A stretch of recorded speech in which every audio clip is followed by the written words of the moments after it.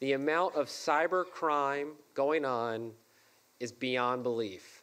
It's easy to talk about how social media and such is being used in Egypt, in Tunisia, and other things like that. What people don't stop to think about is how cyber warfare is being used to attack our global economy. In the old days, it was very easy to, if you wanted to rob a bank, you'd find a few buddies, you'd pull your car up outside, you'd go inside, maybe you'd get a couple $100,000. 2 months ago, we broke up a global cyber ring that in 5 minutes, they stole $50 million. In 5 minutes, $50 million was taken, never to be recovered again. The ability for bad people to hack in is only made easier if us, the individual, let alone businesses and governments, don't make it incredibly difficult. The person that we arrested in this $50 million 5-minute attack, 15 years old. 15 years old.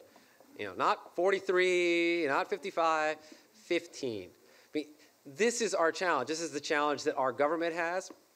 In terms of who do we get to fight these criminals?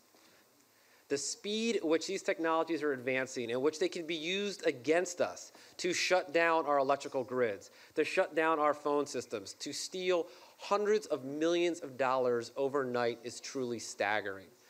As both the Israeli economy and the United States economy trends more towards technologies and less away from manufacturing, it's ever that much more important that we pay incredibly close attention to how we handle cybersecurity. It is a deadly weapon. Planes can be brought down. Nuclear facilities can be brought offline.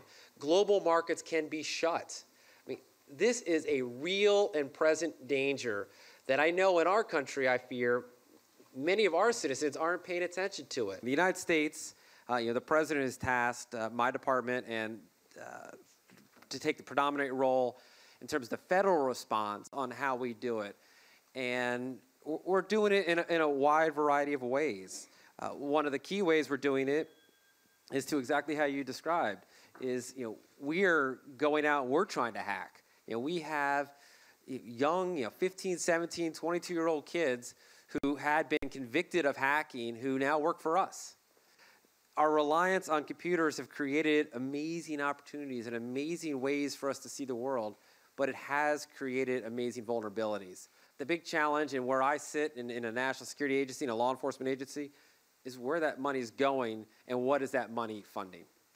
I will say that while there aren't necessarily direct links that members of Al-Qaeda are sitting out there and logging on, make no mistake, they are using the internet as a weapon. I mean, they are putting propaganda and putting out information and sharing amongst themselves ways to do tremendous economic harm against us. I mean, in the United States, we have started something where we are actually seizing websites.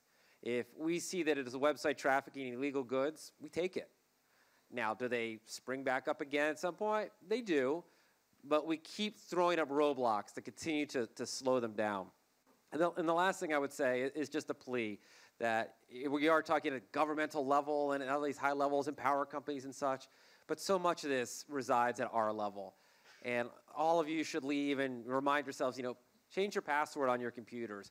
Do the little things that you can do to make it that much more difficult. Because I guarantee you, as we sit here right now, 15-year-old kids sitting in from the Bronx, to the Balkans are trying to get into your email and trying to find things. And what they're trying to do is jump over the lowest wall. And once they get over that wall, they'll continue to move up the food chain until they ultimately can hit a NASDAQ or an Intel or a larger company. So we all play a role in securing cyberspace. And while it sounds silly, these are the important things that we can do.